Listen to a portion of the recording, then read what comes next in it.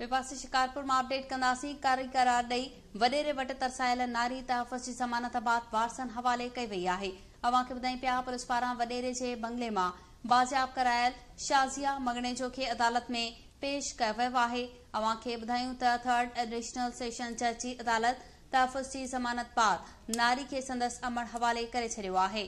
नारी वापस न थियण ते संदसि अमड़ गुलज़ार ख़ातून अदालत में दरख़्वास्त दाख़िल कराई हुई। तफ़सील मालूम कंदासीं। लाइन ते मौजूद आहे ज़ाहिद नून जी। ज़ाहिद, अपडेट कजो।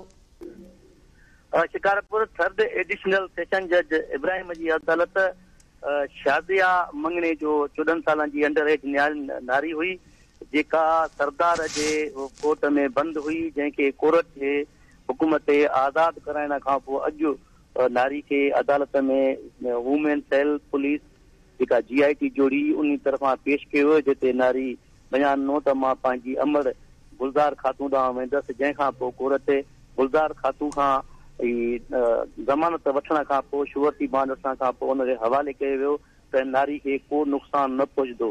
हीउ वाक़ियो तक़रीबन 3 महीना अॻु जो हो। नारी जूने जे ज़ात जे नौजवान सां निकिरी वई हुई, जंहिंखां पोइ उते कशीदगी थियण खां पोइ नारी खे उतां वापसि कयो वियो, जेका सरदार जे कोर्ट में रखी वई हुई।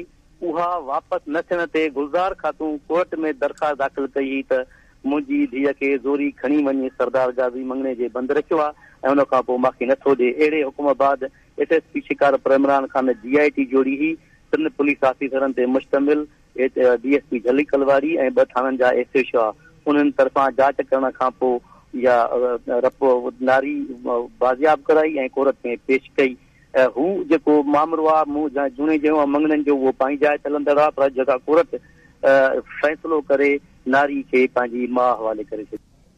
ज़ाहिद नून, तफ़सील ॿुधाइण लाइ महिरबानी।